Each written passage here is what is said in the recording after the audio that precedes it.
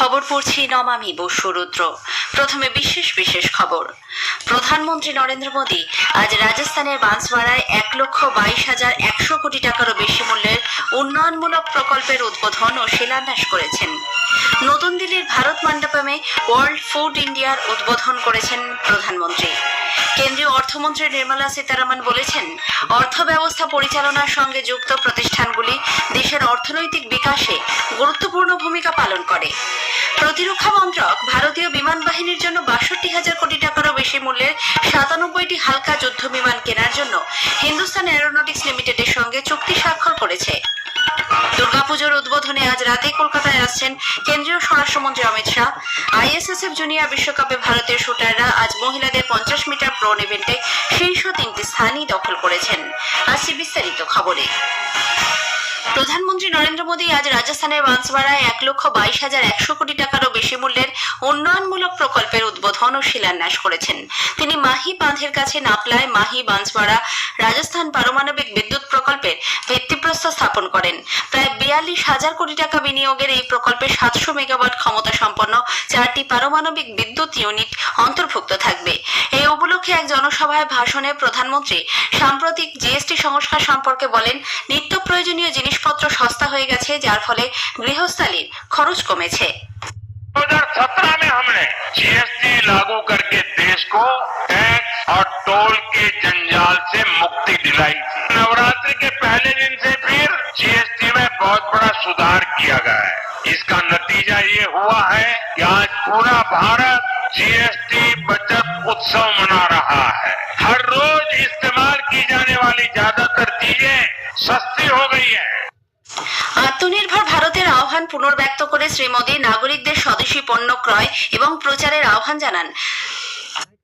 हमारा एक और लक्ष्य है आत्मनिर्भर भारत का, और उसका रास्ता जाता है स्वदेशी के मंत्र से। और इसलिए मैं सभी व्यापारियों को कहता हूँ, गर्व से कहो ये स्वदेशी है। जब आप स्वदेशी खरीदते हैं तो वो पैसा देश के ही किसी कारीगर, कामगार और व्यापारी के पास जाता है। वो पैसा देश के बाहर न जाकर देश के विकास में लगता है। ওষুধের ক্ষেত্রে জিএসটির সংশোধিত হার কার্যকর হওয়ার পরে নদিয়ার কৃষ্ণনগরে প্রধানমন্ত্রী ভারতীয় জনঔষধি কেন্দ্রে আগের থেকেও কম দামে ওষুধ মিলছে। অনেকেই এই জিএসটি কমায় খুশি প্রকাশ করে ধন্যবাদ জানিয়েছেন কেন্দ্রীয় সরকারকে। এক ক্রেতা বলেন, সরকারের এই পদক্ষেপ সাধারণ মানুষের পক্ষে খুবই উপকারী। প্রধানমন্ত্রী জনঔষধি কেন্দ্র থেকে আমি ডায়াবেটিসের ওষুধ নিলাম আজকে, এবং পূর্বেও নিয়েছি দীর্ঘদিন আগে। সবচেয়ে ভালো লাগছে যে 22 তারিখ থেকে প্রধানমন্ত্রী যে ট্যাক্সের ছাড় দিয়েছে, যেটা সেটা সাধারণ মানুষের ক্ষেত্রে খুবই উপকারী এবং একটা ফ্রুটফুল রেজাল্ট। এটা প্রধানমন্ত্রীকে অশেষ ধন্যবাদ। প্রধানমন্ত্রী নরেন্দ্র মোদী আজ নতুন দিল্লির ভারত মণ্ডপমে ওয়ার্ল্ড ফুড ইন্ডিয়ার উদ্বোধন করেছেন। এই সম্মেলনে বিশ্বের খাদ্য উৎপাদনকারী হাব হিসেবে ভারতের দক্ষতা তুলে ধরতে বিভিন্ন উদ্যোগপতি, ব্যবসায়ী এবং নেতৃত্ব দানকারী সংস্থা এক ছাদের তলায় এসেছেন। তিনি অনুষ্ঠানে প্রদর্শিত বিভিন্ন স্টল ঘুরে দেখেন। উল্লেখ্য, 4 দিন ব্যাপী এই অনুষ্ঠানে খাদ্য প্রক্রিয়াকরণ, সুস্থায়ী খাদ্যাভ্যাস এবং পুষ্টিকর ও জৈব খাদ্য উৎপাদনে দেশের সামর্থ্য প্রদর্শিত হবে। একই সঙ্গে খাদ্য প্রক্রিয়াকরণ ক্ষেত্রে ভারতের রূপান্তরমূলক যাত্রার কথাও তুলে ধরা হচ্ছে এই অনুষ্ঠানে।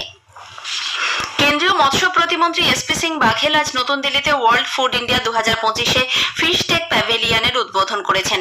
পরে সাংবাদিকদের মন্ত্রী বলেন, ভারত বিশ্বের দ্বিতীয় বৃহত্তম মাছ উৎপাদনকারী দেশ। এই দেশ থেকে 60,000 কোটি টাকারও বেশি মূল্যের মাছ রপ্তানি হয়। প্যাভিলিয়নের প্রধান আকর্ষণ হলো প্রধানমন্ত্রী মৎস্য সম্পদ যোজনার আওতায় তৈরি বিশেষ ধরনের ড্রোন। ড্রোনটি 70 কেজি পর্যন্ত মাছ এবং জলজ পণ্য পরিবহন করতে পারবে, যার ফলে মাছ ধরার জায়গা থেকে বাজারে সহজেই মাছ পাঠানো যাবে। পেট্রোলিয়াম ও প্রাকৃতিক গ্যাস মন্ত্রী হরদীপ সিং পুরী আজ বলেছেন, ভারত প্রত্যাশার চেয়ে 6 বছর আগেই 20% জৈব জ্বালানি মিশ্রণের লক্ষ্য অর্জন করেছে। নতুন দিল্লিতে ওয়ার্ল্ড হাইড্রোজেন ইন্ডিয়া শীর্ষ সম্মেলনে ভাষণে তিনি উল্লেখ করেন, ভারত 2030 সালের মধ্যে 50 লক্ষ টন পরিবেশ বান্ধব হাইড্রোজেন উৎপাদনের ক্ষমতা অর্জনের যে লক্ষ্য নিয়েছে তা এক ন্যূনতম লক্ষ্য।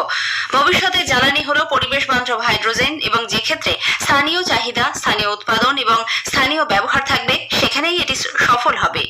Green hydrogen is the fuel of the future. Green hydrogen will ultimately succeed where there is local demand, there is local production, and there is local consumption. And there are not many places in the world as unique as India is to make that happen. We set ourselves a target of producing 5 million tons of green hydrogen annually by 2030, supported by strong policy frameworks and a significant financial outlay. কেন্দ্রীয় পুনর্নবীকরণযোগ্য শক্তি মন্ত্রী প্রহ্লাদ যোশী বলেন 2030 সালের আগেই অচিরাচরিত জ্বালানি থেকে বিদ্যুৎ উৎপাদনের লক্ষ্যমাত্রা 50% অর্জন করে ফেলেছে ভারত। বিশ্ব হাইড্রোজেন ভারত সম্মেলনে তিনি বলেছেন, পরিবেশ বান্ধব শক্তির ব্যবহারে ভারত অনেকটাই উন্নত দেশের তুলনায় এগিয়ে আছে। রাষ্ট্রপতি দ্রৌপদী মুর্মু আজ বৃন্দাবন পরিদর্শন করেন। এক বিশেষ ট্রেনে বৃন্দাবন পৌঁছন তিনি। সরকারের মন্ত্রী লক্ষ্মীকান্ত চৌধুরী তাকে স্টেশনে স্বাগত জানান। একদিনের এই সফরে শ্রীমতী মুর্মু শ্রী বাঁকে বিহারী মন্দিরের ঠাকুর দর্শন করেন এবং পুজো দেন। ঘুরে দেখেন নিধিবন, কুবজা কৃষ্ণ মন্দির এবং সুদামা কুটি। তিনি মথুরায় কৃষ্ণ জন্মস্থানেও পুজো দিয়েছেন। প্রধানমন্ত্রী নরেন্দ্র মোদী আগামী 28 সেপ্টেম্বর আকাশবাণীতে মন কি বাত অনুষ্ঠানে তার চিন্তাভাবনা দেশ বিদেশের মানুষের সঙ্গে ভাগ করে নেবেন। এটি হবে মন কি বাতের 126তম পর্ব। বেলা 11টা থেকে আকাশবাণী এবং দূরদর্শনের সবকটি চ্যানেলে অনুষ্ঠানটি একযোগে প্রচারিত হবে। এই খবর আপনারা শুনছেন আকাশবাণী থেকে। কেন্দ্রীয় অর্থমন্ত্রী নির্মলা সীতারামন বলেছেন, অর্থ ব্যবস্থা পরিচালনার সঙ্গে যুক্ত প্রতিষ্ঠানগুলি দেশের অর্থনৈতিক বিকাশে গুরুত্বপূর্ণ ভূমিকা পালন করে। অর্থনীতিকে আরো শক্তিশালী করতে ব্যাংকগুলিকে আগামী দিনে আরো দায়িত্বশীল ভূমিকা পালন করতে হবে। আর্থিক বিকাশে যখন প্রযুক্তির প্রয়োজনীয়তা বেড়েছে, তখন ব্যাংকগুলিকেও আরো উদ্ভাবনী উদ্যোগ নিতে হবে। পুনেতে ব্যাংক অফ মহারাষ্ট্রের 91তম প্রতিষ্ঠা বার্ষিকী উপলক্ষে আয়োজিত এক অনুষ্ঠানে তিনি আজ যোগ দেন। অনুষ্ঠানে অর্থমন্ত্রী ভিডিও কনফারেন্সের মাধ্যমে বানেরে ব্যাংকের নতুন কর্পোরেট দপ্তর এবং জেন লাইফ মোবাইল ব্যাংকিং অ্যাপেরও সূচনা করেছেন। তথ্যের আদান প্রদান ও সহযোগিতা বাড়াতে অর্থমন্ত্রকের অধীন আর্থিক তদন্ত শাখা এবং টেলিযোগাযোগ দপ্তরের মধ্যে একটি সমঝোতা স্মারকপত্র স্বাক্ষরিত হয়েছে।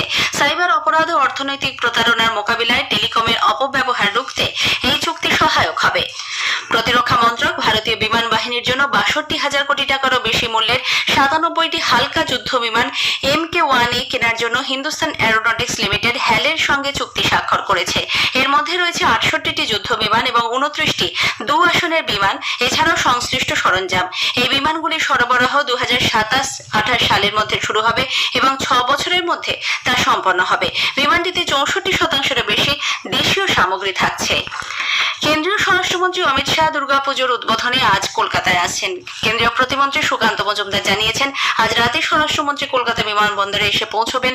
শহরের একটি বেসরকারি হোটেলে রাত্রিবাসের পর আগামীকাল সকালে স্বরাষ্ট্রমন্ত্রী উত্তর কলকাতায় সন্তোষ মিত্র স্কোয়ারে এবং দক্ষিণ কলকাতায় একটি দুর্গাপুজোর উদ্বোধন করবেন। এরপর মধ্যাহ্নভোজ সেরে তিনি দিল্লি ফিরে যাবেন।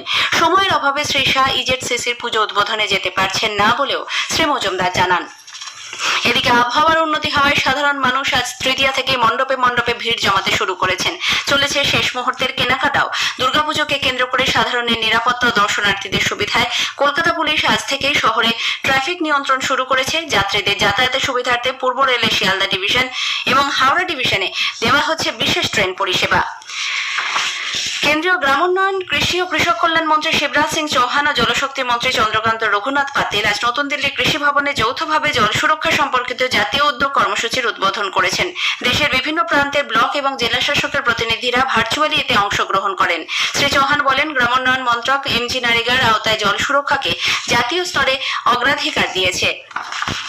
যোগাযোগ মন্ত্রী জ্যোতিরাদিত্য সিন্ধিয়া আজ টেলিকম পরিষেবা প্রদানকারী টিএসপি এবং প্রকৃত যন্ত্রাংশ উৎপাদক OEM নির্দেশিকা কমিটির সঙ্গে এক বৈঠকে সভাপতিত্ব করেছেন।